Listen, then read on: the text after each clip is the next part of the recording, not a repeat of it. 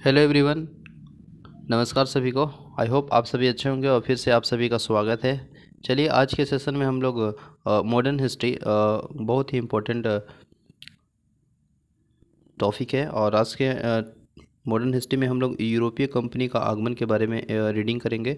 और यह महेश कुमार वर्माल का बुक है और काफ़ी बेहतरीन बुक है। तो चलिए उसमें हम लोग जो यूरोपीय कंपनी का आगमन है उसके बारे में हम लोग रीडिंग करते हैं। आई होप सेशन अच्छा लगेगा और अच्छा लगे तो प्लीज़ शेयर करना ना भूलें और लाइक करना ना। नेक्स्ट है, देखिए अगर हम लोग यूरोपीय कंपनी का आगमन, अगर सबसे पहले अगर हम लोग बात करें पुर्तगाल और स्पेन वासियों ने भौगोलिक खोजों का युग प्रारंभ किया था। और साथ ही साथ पुर्तगाल के जो राजकुमार हेनरी और द नेविगेटर के सतत प्रयासों से भौगोलिक खोजों का कार्य आसान हुआ। पुर्तगाल और नाविक बार्थोलोमेव डियाज ने 1487 ईस्वी में उतमासा अंतरिक्ष की खोज की थी और जिसे उसे तूफानी अंतरीप कहा जाता है। ठीक है, कहा गया भी है। 1492 ईस्वी में स्पेन के निवासी कोलंबस ने भारत के पहुंचने का मार्ग ढूंढते हुए अमेरिका की खोज की थी। तो यहाँ से क्वेश्चन बनता है कि अमेरिका की खोज किसने किया था? तो वह किया था कोलंबस। ठीक है, कब किया था? तो 1492 ईस्वी में। इसके बाद फिर देखेंगे तो 1498 में वास्को डी गामा ने पुर्तगाल के निवासी जो कि उत्तर वांसा उत्तर मानसा जो कि अंतरिक्ष केप ऑफ गुड होप के रास्ते से भारत पहुंचने का सफलता प्राप्त की है। ठीक है, इसके बाद फिर हम लोग देखेंगे यहाँ पे मैप है दिया है कि समुद्री मार्ग से आने वाले और खोजों के बारे में। ठीक है, फिर देखेंगे यहाँ पे पुर्तगाल। यूरोपीय देशों में जो सर्वप्रथम पुर्तगाल भारत आए थे और वास्को डी गामा ने यूरोप से भारत की ओर से समुद्री मार्ग की खोज की। वह पुर्तगाल के शासक प्रतिनिधित्व के रूप में भारत आया था और वास्को डी गामा ने गुजराती पथ प्रदर्शन प्रदर्शक और अब्दुल मजीद की सहायता से उत्मासा और आंतरिक की चक्कर लगाते हुए 17 मई 1498 ईस्वी को कालीकट के प्रसिद्ध बंदरगाह जो कि कैप का डाबू पर अपना वेड़ा उतारा था। ठीक है, इसके बाद फिर हम लोग देखेंगे कि कालीकट के जो हिंदू राजा हुआ करता था हिंदू राजा जिसका पैतृक उपाधि जेमुरिन थी और उसका जो हार्दिक स्वागत किए थे और उसे मसाले और जड़ी बूटी के इत्यादि ले जाने के आदेश दिया। वास्को डी गामा ने काली मिर्च लेकर और अपने हेक्टर नामक जहाज़ों से पुर्तगाल वापस चला गया। ठीक है, वास्को डी गामा को इन वस्तुओं की यात्रा व्यय निकालने के प्रस्ताव अगर हम बात करेंगे तो 60 गुना लाभ प्राप्त हुआ था। ठीक है, कालीकट बंदरगाह एक अरबी जहाज पकड़कर जेमुरिन को उपसार स्वरूप भेंट किया था और पेड्रो अल्फ्रोज केम्ब्रॉल 1500 ईस्वी में भारत पहुंचने वाला दूसरा पुर्तगाल था। ठीक है, 1502 में वास्को डी गामा ने पूरा भारत में आया था। इसके बाद 1503 में पुर्तगालियों ने कोचीन में अपनी पहली फैक्ट्री स्थापित किया था और 1505 में कोनूर में दूसरा फैक्ट्री स्थापित किया था। वास्को डी अल्मीडा 1505 से 1509 ईस्वी तक इसका है और 1505 में फ्रांसिसो डी अल्मीडा को प्रथम पुर्तगाल वाइसराय बनाकर भारत भेजा गया। नेक्स्ट है कि अल्मीडा का जो मूल उद्देश्य था वह शांतिपूर्वक व्यापार करना था और उसकी जो यह नीति थी ब्लू वाटर पॉलिसी अथवा शांत जल नीति के नाम से भी जानी जाती है। अल्मीडा का जो 1508 ईस्वी में संयुक्त मुस्लिम नौसैनिक बेड़े गुजरात, मिस्र और तुर्की से चोल के समीप युद्ध हुआ जिसमें वह पराजित हुआ। 1509 ईस्वी में इसने संयुक्त मुस्लिम नौसैनिक बेड़ों को पराजित किया और 16वीं शताब्दी में हिंद महासागर के पुर्तगाली सागर के रूप में परिवर्तित हो गया।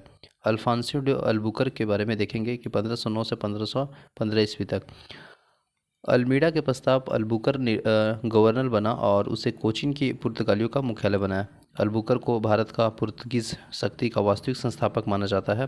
1510 ईस्वी को अल्बुकर ने बीजापुर के आदिल शाही यूसुफ सुल्तान को से गोवा जीता लिया था। ठीक है, इसके बाद भारत में यूरोपीय बस्तियों का वितरण है जो कि 1498 से 1739 ईस्वी के बीच ये सभी है।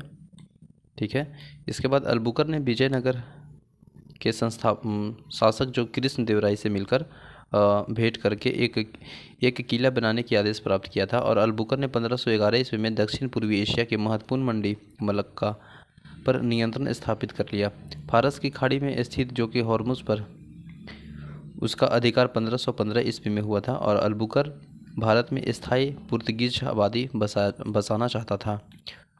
इसलिए इसने स्वदेशवासियों को भारतीय मित्रता से विवाह करने के लिए प्रोत्साहित किया और 1515 ईस्वी में प्रथम चर्च का निर्माण गोवा में किया गया, जिसका जो नाम है वह सेंट जेवियर चर्च रखा गया। अलबुकर ने इस क्षेत्र के सती प्रथा का निषेध कर दिया और 1515 ईस्वी में उसकी मृत्यु के पश्चात पुर्तगीज भारत की सबसे प्रबल जल शक्ति बन चुके थे। नूनो डी कुन्हा जो कि 1529 से 38 ईस्वी के बीच है और इसमें देखेंगे कि 1530 ईस्वी में सरकारी कार्यालय जो कि कोचीन से गोवा स्थानांतरित कर दिया और इस प्रकार गोवा भारत के पुर्तगाली राज्य की औपचारिक राजधानी बन गया। नेक्स्ट है, कुन्हा ने 1534 ईस्वी में कृष्णा बेसिन की ओर से 1535 ईस्वी में दीव पर अधिकार कर लिया और इसका जो गुजरात के शासक बहादुर शाह ने कृष्ण बेसिन के विषय में समझौता हो गया, परंतु वहाँ जो दीवार जो खड़ी करने की प्रश्न पर बहादुर शाह ने पुर्तगालियों को विवाद हो गया और जिसके कारण बहादुर शाह समुद्र में गिरकर डूब गया और पुर्तगालियों के समुद्रित भारतीय साम्राज्य में इंडिया नाम दिया और उन्होंने हिंद महासागर से आने वाले व्यापारियों को नियंत्रण करने और उस पर कर लगाने का प्रयास किया और पुर्तगालियों ने कॉर्टेस आर्मेडा काफिला व्यवस्था द्वारा एशियाई व्यापारी पर गहरा प्रभाव डाला और पुर्तगाली अपने आप को सागर के स्वामी कहते थे तथा कॉर्टेस आर्मेडा व्यवस्था उचित ठहराते थे। देखिए, इस व्यवस्था के अंतर्गत क्या था कि कोई भी अगर भारत या अरबी जहाज पुर्तगाली अधिकारियों से कॉर्टेज यानी परमिट के बिना अरब सागर में नहीं जा सकता था, ये व्यवस्था थी। ठीक है, अगर काफिला व्यवस्था की बात करेंगे तो इसके अंतर्गत क्या था कि स्थानीय व्यापारी को जहाज़ों का एक काफिला या समूह या बेड़ा होता था जिसका जो रक्षा के लिए मतलब सुरक्षा के लिए पुर्तगालियों को बेड़ा साथ साथ चलता था। ठीक है, 1560 ईस्वी में गोवा के ईसाई धर्म के न्यायिक की स्थापना किया गया न्यायालय की स्थापना किया गया और 1542 ईस्वी में पुर्तगालियों ने गवर्नर के मॉर्टिस डी सूजा के प्रसिद्ध ईसाई संत जेवियर भारत आए थे। ठीक है, नेक्स्ट है कि पुर्तगालियों को भारत और जापान के बीच व्यापार आरंभ करने की जो श्रेय दिया जाता है और पुर्तगाली मध्य अमेरिका के से तंबाकू, आलू, ठीक है, मक्का भारत लाए थे। पुर्तगालियों ने भारत में प्रिंटिंग प्रेस यानी छपाई का प्रारंभ किया था। इसके बाद फिर अनानास, पपीता, बादाम, काजू, मूंगफली, शकरकंद, चिली, संतरा पुर्तगालियों को देन थी जिन्हें उन्होंने अन्य देशों से प्राप्त किया था। इसके बाद फिर यहाँ पे हम लोग देखेंगे कि भारत में विदेशी कंपनियों के आगमन। अगर बात करेंगे, पहला पुर्तगाल ईस्ट इंडिया कंपनी जो कि देश पुर्तगाल था और स्थापना 1498। स्थल कहाँ पे है? तो ये जो स्थल है वो कालीकट है। Governor F de Almeida. Next है ईस्ट इंडिया कंपनी, यह जो कि ब्रिटेन और यह स्थापना 1600 ईस्वी में हुआ था। स्थल था सूरत। ईस्ट इंडिया कंपनी इसकी स्थापना 1602 में ईस्वी में हुआ था, मछलीपट्टनम स्थल है। और Danish east India company Denmark 1616 ईस्वी में। फ्रांसीसो ईस्ट इंडिया कंपनी 1664 ईस्वी में और स्वीडिश ईस्ट इंडिया कंपनी 1731 ईस्वी में हुआ था। इसके बाद देखेंगे कि जो यूरोपीय व्यापारी का जो भारत में आगमन का क्रम है, सीक्वेंस है पुर्तगाल, डच, फ्रांस, ब्रिटेन। तो पुर्तगाल, डच, ब्रिटेन, डेनिश, फ्रांसीसो और स्वीडिश है। डच के बारे में देखेंगे कि पुर्तगाल के पश्चात अगर डच भारत में आए थे तो जो नीदरलैंड, हॉलैंड के मूल निवासी थे। ठीक है, और प्रथम डच यात्री कॉर्नेलियन हाउटमैन 1596 ईस्वी में भारत के पूर्व में स्थित सुमात्रा पहुंचा था। कंपनी को हॉलैंड सरकार द्वारा 21 वर्षों के लिए भारत और पूर्वी जगत के साथ व्यापार, आक्रमण और क्षेत्रों पर अधिकार करने के संबंध में व्यापक अधिकार प्रदान किए गए। और 1602 ईस्वी में विभिन्न डच कंपनियों ने मिलकर United East India Company of Netherlands के नाम से भी विशाल व्यापारिक संस्था की स्थापना की गई थी। ठीक है, इस कंपनी के मूल नाम जो कि VOC था और कंपनी की देखरेख के लिए 17 सदस्य एक बोर्ड बनाया गया था। 1505 ईस्वी में मछलीपट्टनम और प्रथम डच फैक्ट्री की स्थापना हुई थी और 1505 ईस्वी में डचों ने पुर्तगालियों के अम्बयाता पर कब्जा कर लिया था तथा धीरे धीरे मसाला द्वीप पुंज जो कि इंडोनेशिया में इन्हें पराजित कर अपना प्रभाव स्थापित कर लिया। 1610 ईस्वी में डचों ने चंद्रगिरी के राजा के साथ समझौता कर पुलिकट में एक अन्य फैक्ट्री स्थापित किया, ठीक है, तथा इसे अपना मुख्यालय बनाया। डचों ने यहीं पर अपने स्वर्ण सिक्के पगोड़ा को ढाला था और डचों ने जकार्ता के जीतकर 1619 ईस्वी में इसने खंडहरों को बेंटिया नामक स्थान बनाया, ठीक है। इसके बाद फिर है नेक्स्ट, डचों ने 1616 ईस्वी में सूरत एवं 1641 में बिमलीपत्तनम में फैक्ट्रियों की स्थापित किया था और बंगाल में प्रथम डच फैक्ट्री की स्थापना पिपली में 1627 ईस्वी में किया था, ठीक है। 1668 में डचों ने कासिम बाजार, बालासोर, पटना और नासीपट्टनम में अपनी फैक्ट्री स्थापित की थी और औरंगजेब ने 1664 ईस्वी में डचों को जो 3.5% वार्षिक चुंगी पर बंगाल, बिहार और उड़ीसा के व्यापार करने के अधिकार दिया था, ठीक है। और 1690 ईस्वी में पुलिकट के स्थान पर नागपट्टनम में डच गवर्नर का मुख्यालय बनाया गया और मालाबार तटवर्ती प्रदेशों में कोचीन, कनौर और वेनुगुरला डचों को व्यापारिक केंद्र था। देखिए यहाँ पे है कि डच फैक्ट्रियों के जो प्रमुख जिन्हें फैक्टर कहा जाता था वे व्यापारियों के लिए रूप में वर्गीकृत किया गया था। डचों ने मसालों के स्थान पर भारतीय कपड़ों को निर्यात करने की अधिक महत्व दिया और डच कंपनी ने कासिम बाजार के स्वयं को रेशम बनाने के उद्योग स्थापित किया, जिसके तहत 3000 कारीगर को वेतन रखा गया और भारतीय वस्त्र को नियंत्रित वस्तु बनाने का श्रेय डचों को जाता है। नेक्स्ट है कि 1759 को अंग्रेजों के साथ बेदरा जो कि बंगाल के युद्ध में डच पराजित हुए और इस पराजय ने भारत की उनकी शक्ति समाप्त कर दी। डच व्यापारी व्यवस्था सहकारिता अर्थात कॉर्टेस पद्धति पर आधारित थी। इसके बाद मैप में दिया कि भारत में यूरोपीय कंपनी का जो व्यापारिक केंद्र है उसके बारे में बताया गया है, ठीक ना। यहाँ पे कि अंग्रेज के द्वारा जो दक्षिण भारत की प्रथम फैक्ट्री 1611 में स्थापित किया था मछलीपट्टनम, ठीक है। ईसाई संत के नाम फोर्ट सेंट जॉर्ज है। फ्रांसिसियो प्रधान वाइस कार्यकाल पौंडीचेरी। इसके बाद देखेंगे कि डच कंपनी में जो साझेदारी जितना अधिक लाभ दिया जाता था वह व्यापारिक इतिहास के रिकॉर्ड माना जाता था। लगभग 200 वर्षों तक के इतिहास में डच कंपनी अपने हितधारकों के औसत रूप से 18% लाभांश दिया था। अब देखेंगे अंग्रेज में डचों के पश्चात भारत में अंग्रेज का आगमन हुआ और अंग्रेजों के प्रारंभिक समुद्री जो यात्रा था सुमात्रा, जावा और मलाक्का के लिए हुई और जिनका जो उद्देश्य था वो मसाले के व्यापार के लिए हिस्से पर नियंत्रण प्राप्त करना था। सितंबर 1599 में लंदन में कुछ व्यापारियों ने लॉर्ड मेयर की अध्यक्षता में एक सभा का आयोजन किया और इन व्यापारियों के पूर्व के देशों के साथ व्यापार करने का उद्देश्य 1599 ईस्वी में एक कंपनी का गठन किया।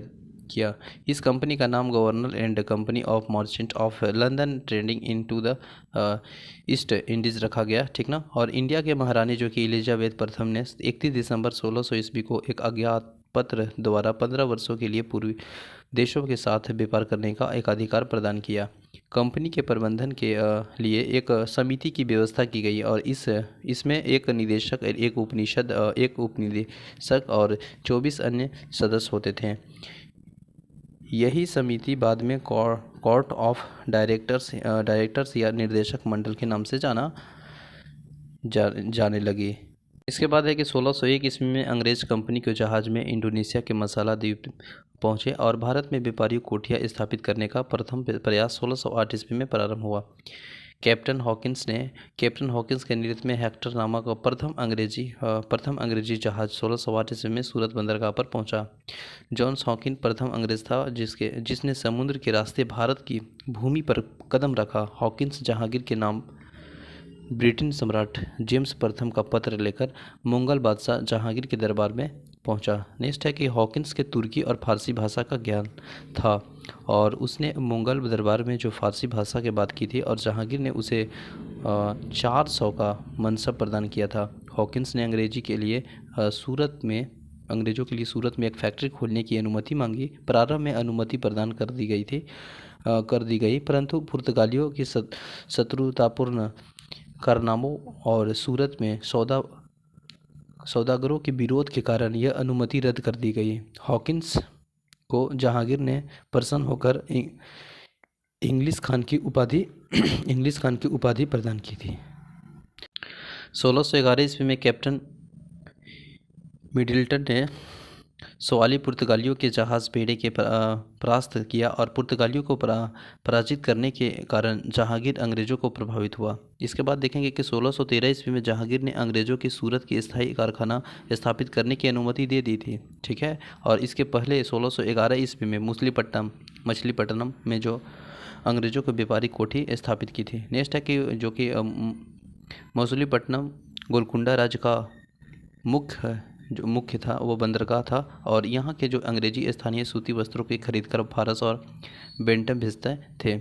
यह अंग्रेज विरोध होने लगे। स्थानीय अधिकार भी बार बार रुपये की मांग करने लगे। तो इन्हीं समस्याओं को परेशान होकर अंग्रेज़ों ने 1629 ईस्वी में अरमा गाँव में दूसरी कोठी खोली थी, ठीक है। अरमा गाँव पुलिकट की डच बस्ती के रूप में के मूल कुछ मील उत्तर दिशा में स्थित है। 1632 ईस्वी में गोलकुंडा के सुल्तान ने अंग्रेज़ों को एक सुनहरा गोल्डन फरमान दिया और इसके अनुसार 500 पगोड़ा वार्षिक कर देकर व्यापार को अनुमति मिली थी। 1539 ईस्वी में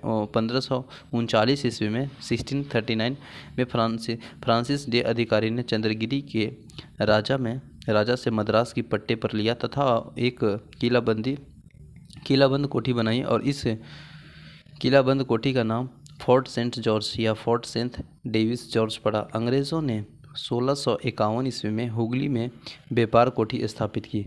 1615 ईस्वी में सर टॉमस रो ने जहांगीर के दरबार में आया और 1661 ईस्वी में इंग्लैंड के राजा चार्ल्स द्वितीय का विवाह पुर्तगाली राजकुमारी कैथरीन ऑफ ब्रिगेंजा के साथ हुआ। इस अवसर पर पुर्तगालियों ने चार्ल्स को दहेज के रूप में बम्बई द्वीप दे दिया।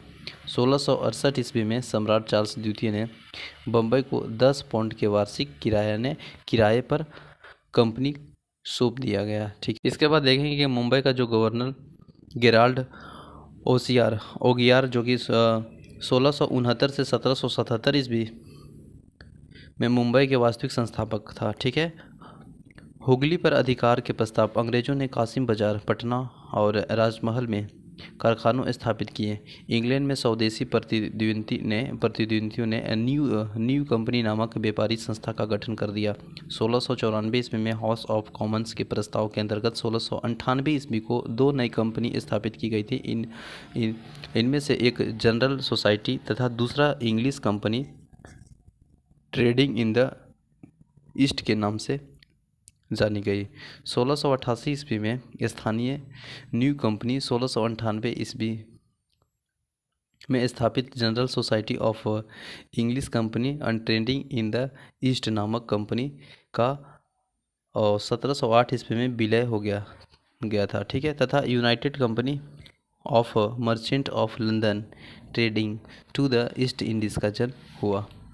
कंपनी का यह नाम 1833 ईस्वी तक रहा और 1833 ईस्वी के चार्टर एक्ट द्वारा इस कंपनी का नाम बदलकर ईस्ट इंडिया कंपनी कर दिया गया, ठीक है। बंगाल के प्रारंभिक राजनीतिक गतिविधियां अगर हम लोग देखेंगे तो बंगाल में सर्वप्रथम अंग्रेज़ों की जो व्यापारिक लूट 1651 ईस्वी में उस समय जो प्राप्त हुआ जब ग्रेबियन बॉर्टन ने बंगाल का सूबेदार शाह शुजा के साथ दारबाजी चिकित्सा के रूप में रहता था और एक लाइसेंस अंग्रेज कंपनी के लिए प्राप्त किया। इसके लिए 3000 रुपये वार्षिक कर के बदले में कंपनी को बंगाल, बिहार और उड़ीसा के मुफ्त व्यापार करने की अनुमति प्रदान की। 1656 ईस्वी में एक दूसरा निशान मंजूर किया गया जिसके तहत बिना किसी बाधा के अंग्रेज व्यापार करने की अनुमति को पुनः पुष्टि की गई और कंपनी में शाइस्ता खान ने 1672 ईस्वी में एक फरमान प्राप्त किया जिसमें उसे जिसमें उसे कर अदा न करने की छूट प्रदान की गई। ठीक है। इसके बाद बादशाह औरंगजेब ने 1680 ईस्वी में एक फरमान जारी किया जिसमें एक आदेश दिया गया कि कोई भी चुंगी की कंपनी को कर्मचारियों के तंग न करें और न उसके व्यापार को बाधा उत्पन्न करें। इसके तहत आदेश दिया गया और अंग्रेजों को 2% चुंगी के अतिरिक्त 1.5% जजिया के रूप में लिया गया। ठीक है, लिया जाएगा। इसके बाद अक्टूबर 1686 ईस्वी में अंग्रेजों ने हुगली को लूट लिया और परंतु औरंगजेब द्वारा पराजित होने पर वे हुगली से भाग खड़े हुए। जॉब चॉर्नोल ने अगस्त 1690 ईस्वी में सुल्तानाती में एक अंग्रेजी कोठी स्थापित की और इस प्रकार ब्रिटिश भारत की भावी राजधानी कलकत्ता को नींव पड़ी। इसके बाद देखेंगे कि बंगाल के जो सूबेदार अजीम उस खान ने 1698 में अंग्रेजों के लिए एक सुल्तानाती कालीकाता और गोविंदपुर नामक तीनों गांवों को जमींदारी प्रदान की। ठीक है। और इंग्लैंड के जो सम्राट के सम्मान में उक्त किलाबंदी व्यावसायिक प्रतिष्ठान का नाम फोर्ट विलियम रखा गया और सर जॉर्ज आयर फोर्ट विलियम के प्रथम प्रेसिडेंसी बने। 1700 ईस्वी में यह प्रथम प्रेसिडेंसी नगर घोषित किया गया जो कि 1774 से 1991 ईस्वी तक ब्रिटिश भारत राजधानी रहा। इसके बाद देखेंगे कि नासिर मिशन जो कि 1698 ईस्वी में हुआ था। इंग्लैंड के राजा विलियम तृतीय ने एक अन्य कंपनी स्थापित किया और English company trading in the last के नाम से प्रसिद्ध हुई। ठीक है। इसके बाद देखेंगे कि इस कंपनी में अपने लिए व्यापारी सुविधा प्राप्त करने के लिए उद्देश्य में सर विलियम नॉरिस को औरंगजेब के दरबार में राजदूत के रूप में भेजा। जॉन सरमन मिशन 1715 ईस्वी में इस कंपनी ने 1715 ईस्वी में जॉन सरमन की अध्यक्षता में कलकत्ता से एक दूत मंडल मुगल दरबार में भेजा और इस प्रतिनिधि मंडल ने कंपनी को औरंगजेब के समय से प्राप्त विशेषाधिकार को बनाए रखने के अतिरिक्त बंगाल में सिक्का ढालने और कलकत्ता के नज़दीक में 38 गांवों को खरीदने की अनुमति देने की याचना की। इस दूत मंडल में एडवर्ड स्टीफेंस, विलियम हैमिल्टन नामक सर्जन और ख्वाजा सैयद नामक एक आर्मेनियन दुभाषियों था और हैमिल्टन ने बादशाह फरुखसियर की एक दर्दनाक बीमारी के खत्म करने की सफलता प्राप्त की थी। इससे फरुखसियर ने अंग्रेजों के प्रसन्न हो गया और उन्हें 1717 ईस्वी में एक शाही फरमान जारी किया जिसके अंतर्गत 3000 रुपये वार्षिक कर के बदले कंपनी के बंगाल के मुफ्त व्यापार करने की छूट मिली और 10,000 रुपये वार्षिक कर देने के बदले कंपनी दूसरा के लिए करों की मुक्ति मिली। नेक्स्ट है कि बम्बई में कंपनी द्वारा डाले गए सिक्कों की संपूर्ण मुगल राज्य में चलाने की आज्ञा मिल गई और ब्रिटिश इतिहासकार ऑर्स ने इसे कंपनी के मैग्ना कार्टा महान अधिकारी पत्र कहा है। कौन कहा है? ऑर्स ने। ब्रिटिश इतिहासकार कंपनी को मैग्ना कार्टा कहा है। इस अधिकार पत्र के अंग्रेजों को बहुत लाभ हुआ और अंग्रेजों ने इन पूरे भारत में अपनी शक्ति बढ़ाने का अवसर प्राप्त हो गया। डेनिस के बारे में देखेंगे तो अंग्रेज के प्रस्ताव डेन व्यापारी 1616 ईस्वी में भारत आए थे और डेनी ने 1620 ईस्वी में तंजौर जिले के त्रावणकोर में अपनी प्रथम फैक्ट्री स्थापित किया था। ठीक है।